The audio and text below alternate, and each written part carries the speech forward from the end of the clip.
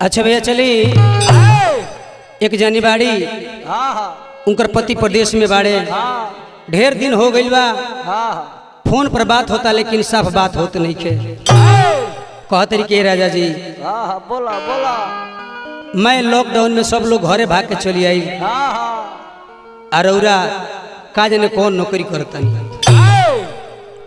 किरतिया निदियो नया वेला हो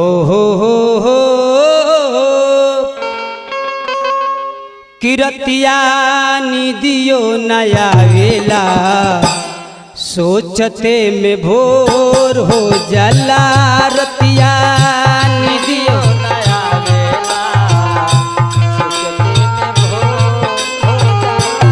रतिया निदियो न आवेला सोचते में भोर हो जाला निदियो नया वेला सोचते में भोर हो जाला।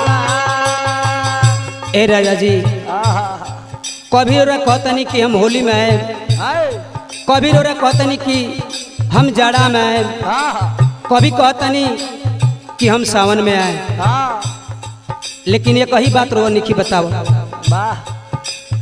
होली में सावन सावन में जाड़ा कहला पढ़ावो तारो हम के पहाड़ा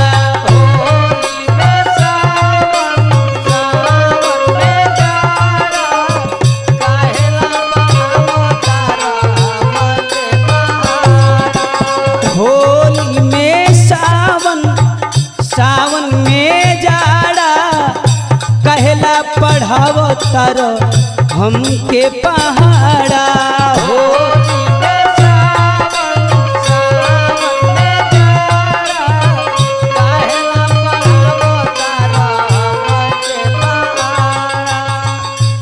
बतिया हमारा न भवेला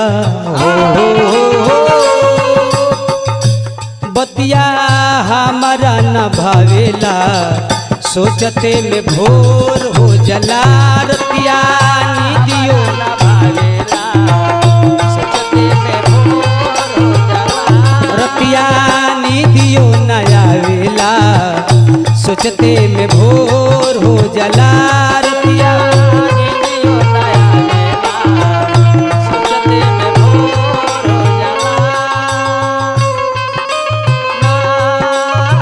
हमने किया है जीवन ने अपना सारा सनम हमने किया है जीवन ने अपना सारा सनम रतिया निदियो नया वेला मां शांति रिकॉर्डिंग स्टूडियो बौना बाजार।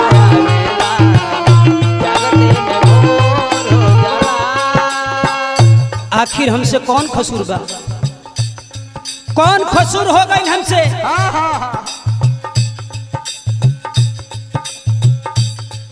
कि हमसे रोया बोलत नहीं की काहे ऋषि आइल बानी हमरा से बताई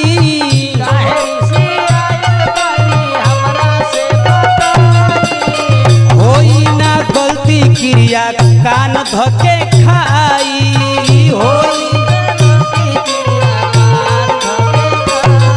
अरे काहे ऋषि आइल बानी हमरा से बताई होई ना गलती क्रिया कान धके खाई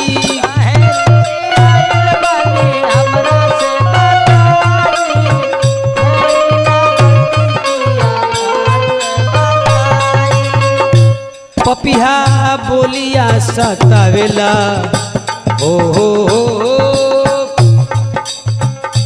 पपिहा बोलिया सतावेला सोचते में भोर हो जला रतिया निदियो नया वेला सोचते में भोर हो जाला।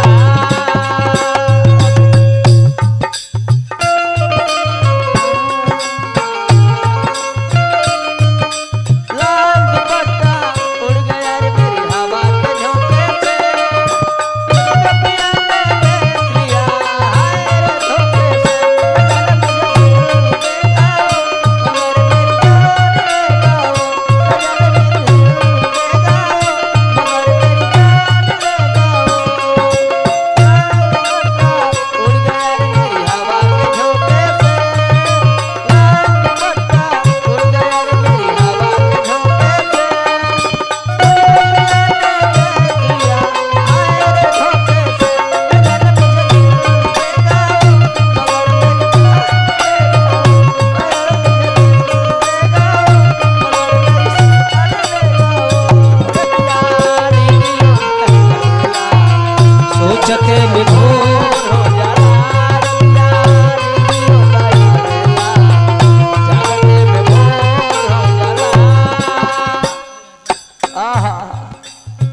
देव जवन साजा राजा बाटे मनजूर हो।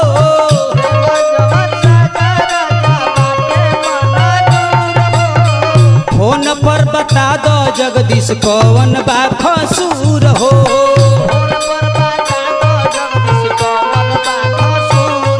अरे देव जवन साजा राजा बाटे मनजूर हो। फोन पर बताओ जगदीश कौन बा कसूर हो। सजिया हमरा न भइल हो।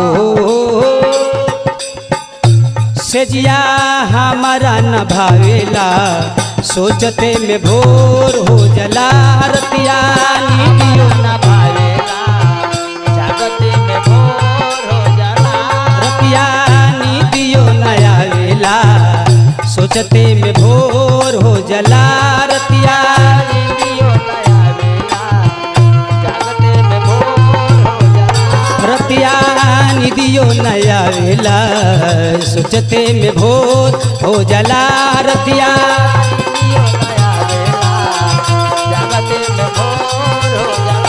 रतिया निदियो नया वेला सोचते में भोर हो जाला।